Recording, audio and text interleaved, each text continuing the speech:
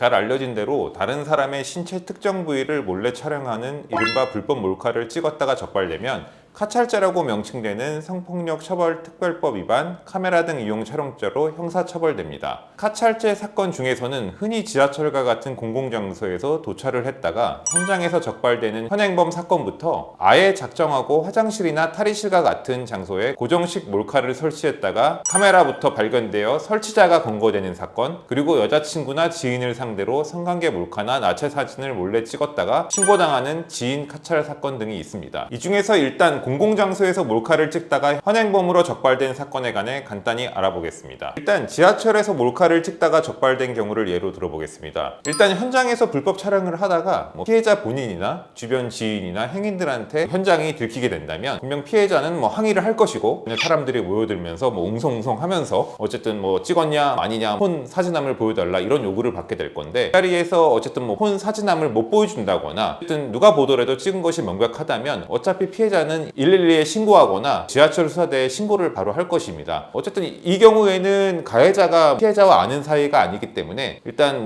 그 피해자 본인이나 주변 지인들로부터 일단 못 도망가게 현장에서 일단 붙잡혀 있을 거고, 경찰이 현장에 오게 될 것인데요. 경찰이 현장에 오면 피의자에게 신분증 주세요. 그 다음에 지금 어떻게 된 겁니까? 사진함 보여줄 수 있어요? 찍었어요? 안 찍었어요? 어차피 주변에 CCTV 있으니까 우리가 다 확인하면 다 나올 수 있습니다. 일단 사건 경위 확인서 이거 간단히 쓰세요 하면서 그 내용을 이렇게 쓰게 될 것입니다. 물론 피해자인 신고자한테도 어떤 사건 경위 확인서를 쓰라고 할 것인데요. 만약에 이 자리에 온 경찰관이 그러면 본인이 당당하다면 휴대폰 제출해 줄 수 있어요? 이미 제출해 줄 수 있습니까? 이렇게 요구를 하게 될 것입니다. 가져가서 확인해 봐라 하면서 폰을 제출해도 되는데, 만약에 어차피 제출하지 않는다고 하더라도 차후에 압수 영장에 의해서 강제로 그 폰을 뺏어갈 수도 있을 것이니까 이런 경우에는 어쨌든 수사에 최대한 협조를 하는 것이 맞겠습니다. 일단 현장 신고 사건이라는 전제에서는 사건에 따라서 차이는 있을 수 있는데 바로 현장에서 순찰차에 동행해서 타서 근처 지구대나 경찰서로 바로 이동해 조사를 받는 경우도 있는데, 대부분 사건에서는 바로 그날 조사를 받기보다는 일단 그날은 휴대폰 제출하고 사건 경위 확인서 정도를 일단 쓴 다음에 사건에 관해서는 한 3, 4일 뒤, 길게는 한 일주일 뒤에 관할 경찰서 여청팀에 출석해 조사를 받게 될 수 있습니다. 일단 적발 이후 경찰 조사를 받을 때는 당시 적발된 건에 한해서만 조사를 받게 되겠지만, 차후 휴대폰 포렌식을 하게 된다면 거기서 다른 사진들이 나온다면 추가 조사를 받게 될 수 있습니다. 카찰죄 현행범 사건이라면 초범인지 재범인지, 적발된 사건만 한 건만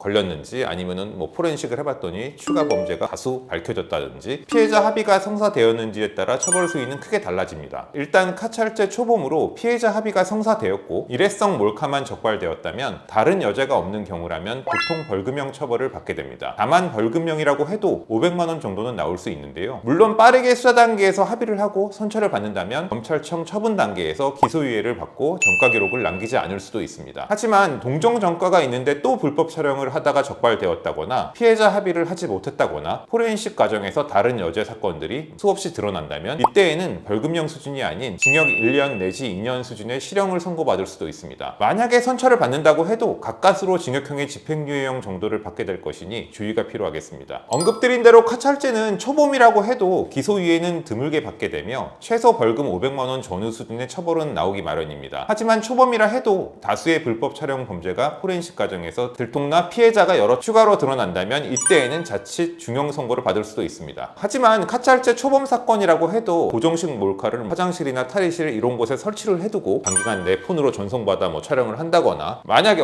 한두 번 촬영한 사건이긴 한데 그 촬영물을 갖고 어떤 피해자 상대로 유포에 관한 협박을 한다거나 한다면 이때에는 구속영장이 청구되거나 실형을 선고받을 수도 있습니다. 사실 카찰죄 현행범 사건의 대부분은 처음 본 피해자를 상대로 도찰을 하는 경우입니다. 가령 지하철에서 모르는 사람의 뒷모습이나 특정한 신체 부위를 찍는 경우가 다 그런 경우인데요. 사실 카찰죄 사건에서는 상대랑 합의를 하고 싶어도 상대 신원을 알 수도 없고 연락처도 알 수 없으니 합의를 하려면 경찰 수사관에게 피해자 연락처를 요청을 해야 됩니다. 내가 합의하고 싶으니 피해자한테 물어보고 연락처를 알려달라. 그러면 경찰관이 알겠습니다. 상대방한테 동의를 구하고 알려줄게요. 그러는데 보통 당연하겠으나 피해자에게 그 연락처를 물어본다고 해서 해서 피해자가 연락처 교부를 항상 동의하는 것은 절대 아닙니다. 왜냐하면 연락처가 뭐 이렇게 알려준다고 해도 항상 합의가 전제되는 것도 아니고, 사실 뭐 피해자는 내가 누군지 모르기 때문에 이 사람이 나중에 합의가 안 되면 뭐 찾아와서 보복하거나 나에게 뭐 스토킹을 한다거나 이런 염려를 할 수 있기 때문에 자기 연락처를 절대 교부해주지 않습니다. 따라서 어떤 수사 단계에서 빠르게 카찰자 사건의 합의를 위해서는 변호인 선임이 반드시 필요합니다. 변호인이 피의자 대신에 수사기관에 요청해서 피해자 동의를 받고, 우리 변호인이 대신 연락을 할 것이니 연락처 공개에 동의를 해달라고 하면 대단히 예외적인 경우가 아닌 한 모든 피해자들은 연락처를 교부하게 됩니다. 따라서 어떤 변호사가 합의 과정에 개입하게 된다면 빠르게 수사 단계에서 피해자와 교신해서 적절한 조건에 합의가 가능할 수 있습니다. 사실 이런 부분은 변호인 입장에서 어떻게 말씀드려야 할지 애매한 부분입니다. 저희가 상담을 하다 보면 의뢰인들이 오셔서 뭐 가족, 뭐 부인한테 이런 내용을 알리고 싶지 않고 뭐 부모님한테 알리고 싶지 않은데 이런 걸로 비밀로 하려면 어떻게 되냐, 이런 질문들을 많이 하시는데, 사실 뭐 성인이라는 전제에서는 자기 결정권이 있기 때문에 저희가 뭐 가족에게 알리셔야 됩니다 이런 말은 하지 못합니다. 그렇기 때문에 이런 경우에는 바로 변호인을 선임한다면 변호인이 경찰이나 뭐 검찰청에